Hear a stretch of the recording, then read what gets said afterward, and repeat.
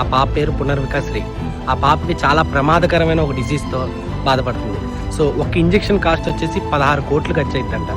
నేను ఈ వీడియోలో ఇద్దరి గురించి డిస్కస్ చేయాలనుకుంటున్నాను. అదేంటంటే ఒకటి ప్రభుత్వం, ఇంకోటి సినిమా హీరోల గురించి. ఈ విషయము ప్రభుత్వానికి తెలియదని అనుకుంటున్నారా? నాకైతే తెలిసే ఉంటుందని కొంచెం డౌట్ ఉంది. ఎందుకంటే పాప గురించి ఆల్రెడీ న్యూస్ ఛానల్స్ వాళ్ళు కూడా చెప్పారు. ఖచ్చితంగా వాళ్ళకు కూడా తెలిసే ఉంటుందేమో అని నాకు డౌట్ గా. రెండో విషయం ఏంటంటారా? అదేనండి, సినిమా హీరోలు వాళ్ళ ఫ్యాన్స్ అని చెప్పుకొని తిరుగుతూ ఉంటారు కదా, అదేనండి డే హెడ్ ఫ్యాన్స్ అని అంటూ ఉంటారు కదండి. అలాంటి వాళ్ళని నేను ఒక చిన్న క్వశ్చన్ అయితే అడగాలనుకుంటున్నాను. అదేంటంటే మీరు మీ సినిమా హీరోల దగ్గరికి వెళ్ళి ఇలా పాపకి ఇలా జరిగింది అని ఒక్కసారి వాళ్ళకు తెలియకపోతే మీ ద్వారా తెలిస్తే పాపకు సహాయం చేస్తారు కదా. ఇలా ఇటువంటి టైంలోనే కదా వాళ్ళు హీరో అని అనిపించుకోవడానికి కూడా మంచి ఛాన్స్ ఉంటుంది కదా. ఇంతవరకు హెల్ప్ చేయలేదా అని అంటారు. ఇంతవరకు హెల్ప్ చేసే ఉంటారు, కానీ ఇంత డబ్బు సహాయం చేయడం అనేది ఎవరి తరం కాదు కదా. వాళ్ళు అనుకుంటే చేయగలరు కాబట్టి చెప్తున్నా.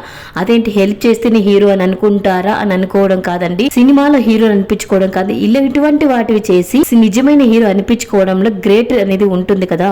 16 కోట్లు ఇవ్వకపోయినా పర్వాలేదు, ఎంతో కొంత సహాయం చేస్తారు కదా, నా అభిప్రాయంగా చెప్తున్నాను. మళ్ళీ కామెంట్ సెక్షన్ లో మాత్రం యుద్ధం అయితే చెయ్యకండి. నేను ఏదో ఒక చిన్న యూట్యూబర్ ని రీసెంట్ గానే స్టార్ట్ చేశాను. నాకు కూడా 2 పిల్లలు ఉన్నారండి. నేను కూడా నా పిల్లలతో ఎంతో బాధపడ్డానండి.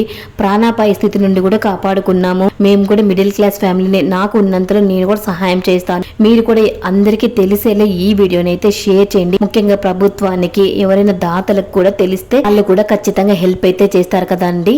ముఖ్యంగా ప్రభుత్వానికి అయితే ఈ విషయము తెలిసేలా ఉండాలి, అప్పుడే ఇది జరుగుతుంది. ప్లీజ్ దయచేసి నేనేమైనా తప్పుగా మాట్లాడితే నన్ను క్షమించండి. ప్లీజ్ దయచేసి ఈ వీడియోని అందరికీ తెలిసేలా షేర్ చేయండి. అందరం కలిస్తే పాపను ఖచ్చితంగా కాపాడగలం.